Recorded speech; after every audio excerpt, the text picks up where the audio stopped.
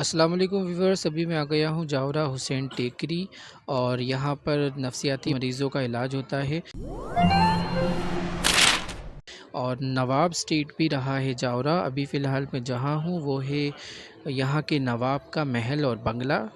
नवाब इफ्तिखार अली ख़ान ने जावरा में हुसैन टेकरी का निर्माण कराया था। स्पेशली ये पूरे चिल्ले हैं। अभी जब मैं जा रहा हूँ तो सबसे पहले बीबी फ़ातिमा का यहाँ पर रोज़ा आता है और इस तरह से कई सारे चिल्ले हैं। हज़रत फ़ातिमा का, इमाम हुसैन का, बीबी सकीना का, हज़रत ज़ैनब का, अब्बास अलमदार का और हज़रत अली का। वन बाय वन मैं आपको सभी चिल्लों पर लेके जाऊँगा। सबसे पहले शुरुआत में आता है चिल्ला हज़रत फ़ातिमा का और उसके बाद में जब हम यहाँ से वॉक करके निकलते हैं तो जो मेन चिल्ला है यहाँ का हुसैन टेकरी का, वो है इमाम हुसैन का।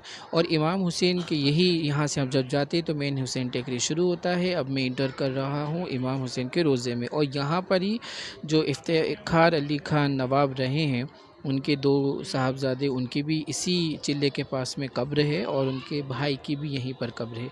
दरगाह शरीफ जो चिल्ला शरीफ है इमाम हुसैन का, बस इनके पीछे ही की साइड में ही जब हम देखते हैं तो हमें नवाब साहब का जो मकबरा है वो भी दिख जाता है। ये उनके बताते हैं कि छोटे बेटे का है कब्र और ये है नवाब इफ्तिखार अली ख़ान की कब्र बताया जाता है और ये उनके बड़े बेटे की, ऐसा मुझे स्थानीय निवासियों ने बताया था। और दोस्तों, जब नवाब साहब की कब्र से जब हम बाहर आते हैं तो बाहर की तरफ उनके भाई की भी कब्र है और फिर यहाँ पर से जब हम आगे निकलते हैं तो इमाम हुसैन के रोज़े के यहाँ पर सबसे ज़्यादा लोग सुबह के वक्त में लोबान लेने आते हैं, शाम के वक्त में लोबान लेने आते हैं। स्पेशल सभी दूर से भटकने के बाद में स्पेशली इमाम हुसैन के रोज़े पर ही आना होता है। और इस तरह से, लेकिन एक चीज़ ये है कि जिस तरह से यहाँ पर नफसियाती मरीज़ हैं, अगर थोड़ा सा गवर्नमेंट काम करे कि रूहानी इलाज तो हो ही रहा है, अगर मेंटल हेल्थ ऑर्गेनाइजेशंस जो हैं अगर इसमें योगदान रहे और वो लोग अगर यहाँ पर पहुँचने लगे तो काफ़ी सारे लोगों को बहुत ज़्यादा फ़ायदा होगा।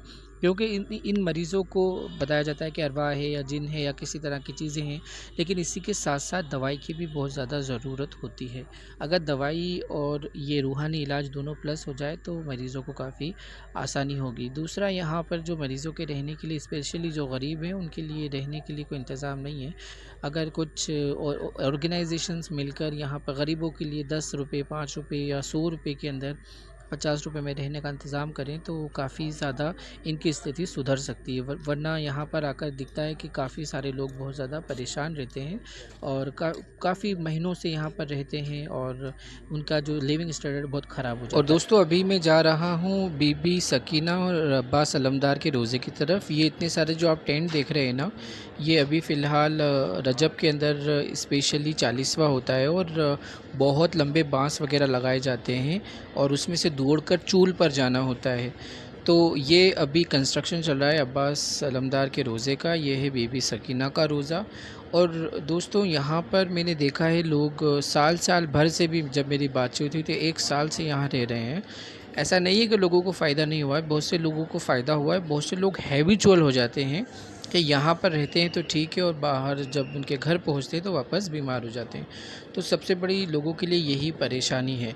अगर यहाँ दवाई का इंतज़ाम किया जाने लगे और थोड़ी प्रॉपर काउंसलिंग मिले तो यहाँ पर रहने वाले जो मेंटल हेल्थ के मरीज़ हैं या रूहानी मरीज़ हैं या नफसियाती मरीज़ हैं, उन सभी को प्रॉपर इलाज मिल सकता है। यहाँ से फिर मैं जब आगे निकला तो यहाँ जो मैं बांस वगैरह देख रहा था और बांस वगैरह इस तरह से लगाए गए थे कि वहाँ से पैदल लोगों को दौड़ना होता है। ये बहुत लंबा सफ़र होता है और वन बाय वन सभी को, मतलब ये अलग अलग लोगों के लिए नहीं है, सिंगल लोगों को जिस तरह से भूल भुलैया होती है, एक ही जगह से बार बार घूमना होता है, तो उसी तरह से यहाँ पर से नफसियाती मरीज़ को 40वें के दिन अंगारे जलाए जाते हैं। उस अंगारे को बोलते हैं चूल। 4 चूल होती है और वहाँ पर उन्हें जाना होता है और नंगे पैर जाना होता है। और फिर वहाँ से मैं आगे निकला तो यह है हज़रत अली का आखिरी रोज़ा और हज़रत ज़ैनब के वहाँ से लोगों को पैदल निकलना होगा, फिर हज़रत अली के यहाँ पर हाज़िरी देंगे और फिर यहाँ से उनको आगे निकलना होगा चूल की तरफ।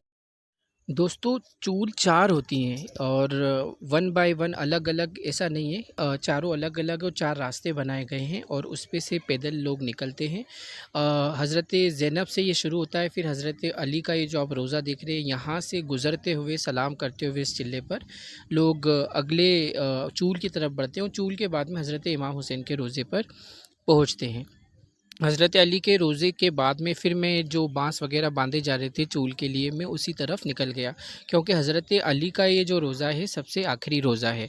इसके बाद में हुसैन टेकरी के सारे रोज़े ख़त्म हो जाते हैं। ये मुझे बहुत अच्छा लगा था, हर मज़लूम शख़्स की मदद करो, चाहे मुस्लिम हो या गैर मुस्लिम। ये हदीस तो मैंने यहाँ पर इसका वीडियो ज़रूर बनाया। फिर मैं आगे निकला, ये मेन है रास्ता है, यहाँ से आम लोग जिनको कोई बीमारी नहीं है ताकि वो जल्दी पहुँच जाएँ, और जिनको बीमारी है वो लोग इस रास्ते से निकलते हैं।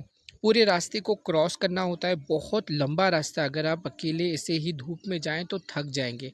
और ये 4 चूल्हे हैं, बीच में ये यहाँ पर आग लगाई जाती है, फिर उसके अंगारे को दहकाया जाता है और उस पे से फिर लोग इस पार से उस पार जाते हैं हज़रत इमाम हुसैन के रोज़े की तरफ। इस तरह से ये 4 हैं और सामने की तरफ ये शामियाना इसीलिए लगाया गया है, टेंट इसीलिए लगाया गया है कि यहाँ पर जो ज़िम्मेदारान हैं और भी जो इसके माहिर हैं नफ़सियाती बीमारियों के, तो वो लोग यहाँ पर मौजूद रहते हैं। तो ये 1, 2, 3 इस तरह से, और ये 4th वाला जहाँ पर कुछ औरतें बैठी हो। सामने की तरफ जो आप देख रहे हैं वो है हज़रत इमाम हुसैन का रोज़ा, जो मैंने आपको वीडियो में शुरू में दिखाया था। तो ये था व्लॉग दोस्तों, I hope you liked it, so thank you for watching, please like share and subscribe. अस्सलाम वालेकुम, अल्लाह हाफ़िज़।